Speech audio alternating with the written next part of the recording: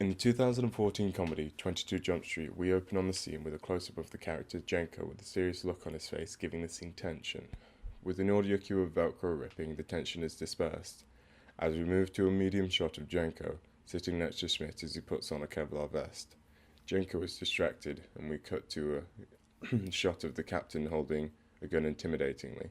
As the audience, we have an unrestricted view of the narrative as well as the captain and Schmidt. However, Jenko has a restricted view, and the scene exploits that to create comedy. The captain addresses the information that the audience has learned in the last scene, and then presents a picture of his daughter. The camera then cuts back and forth between Jenko looking at Schmidt in the photo. The cuts build tension, again, helped by the quiet ambient non-diegetic music in the background, as we watch Jenko's expression change from confusion to understanding of the situation. The simple editing creates a hilarious punchline and relies on the actor's performance rather than dialogue. This is a clip from 500 Days of Summer. Whether it was intentional or not, the film links to the Kuleshov Effect. This clip is following their breakup when Summer invites Tom to a wedding. A split screen is used, one section being the expectation and the other the reality. As Tom enters the room now in both shots, one side cuts to a shot of a man greeting him and the other simply shows a busy room.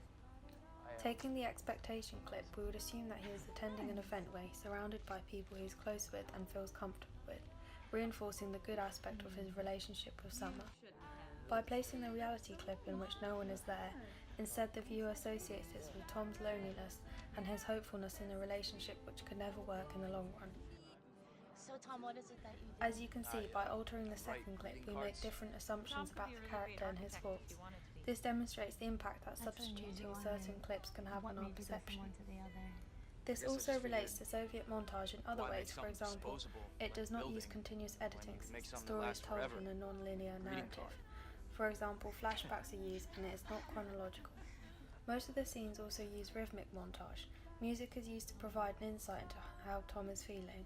The effect is able to manipulate time as we believe their breakup was very recent due to the flashbacks, yet a lot of time has passed since.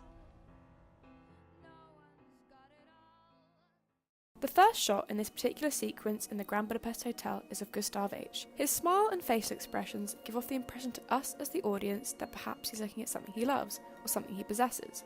Ultimately, he looks kind and caring. We are then presented with what Gustav is gazing at.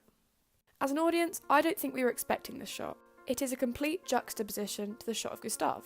At first, Madame D is giving no eye contact and looks somewhat wary and on edge, almost vulnerable. It is completely different to the endearing look Gustav was giving her. This immediately changes and contradicts our initial perception of Gustav from that first shot, a kind and loving look. Is Madame D scared of Gustav? Was his loving look perhaps sinister? Was it unwanted? We then cut back to a very similar shot of Gustav.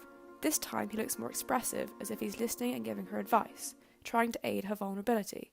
This alters our perception from being sinister back to being perhaps kind and helpful. Is this how Wes Anderson wanted us to meet Gustav? To have conflicting impressions of him when we first met him?